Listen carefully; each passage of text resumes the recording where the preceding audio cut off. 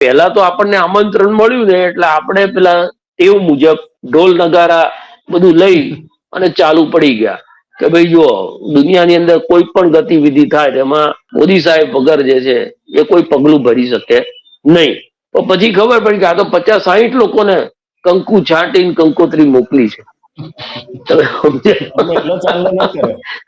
હા, એકલો નહીં કર્યો ને, એમાં પાછું મોકલે એનો વાંધો નહીં, એમાં આ પીસ બોર્ડ ઓફ પીસમાં જે થી આપણે આતંકથી ત્રસ્ત જેવો પાકિસ્તાને છે, જેને પીસ સાથે કોઈ લેવા દેવા જ નથી, એવું પાકિસ્તાને છે.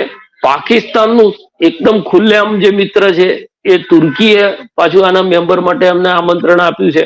અને ઇઝરાયેલે તો પોતાનો વાંધો જે છે એ અમેરિકા સામે મૂકી પણ દીધો કે ભાઈ તુર્કી અને કતાર જેવા લોકોને તમે આ મેમ્બર આના બનાવતા હો તો એ તો ઇઝરાયેલના હિતમાં નથી. આ પ્રકારનો જે વાંધો રજૂ કરવાનો હોય એ ઇઝરાયેલે તો રજૂ કરી દીધો, પણ આપણે જેમ પેલા યુદ્ધનો દાવા કરી રહ્યા છે કે ભાઈ મેં રોકાયું ને એમાં આપણે મોઢું નથી ખોલતા, એમ હજી સુધી આપણે આપણો પક્ષ એની અંદર મૂક્યો નથી. જો ભારત છે ને એ હંમેશા એની તમે લોંગ ટર્મ વિદેશ નીતિ જુઓ ને તો એ 2 સ્ટેટ સોલ્યુશન ની રહી છે, દ્વિપક્ષીય સોલ્યુશન. દાખલા તરીકે આપણો કાશ્મીરનો પ્રશ્ન હોય કે બીજો ત્રીજો પ્રશ્ન હોય તો આપણે ત્રાહિત વ્યક્તિ થર્ડ પાર્ટી જે છે એને હંમેશા નકારી કાઢી છે કે ભાઈ અમે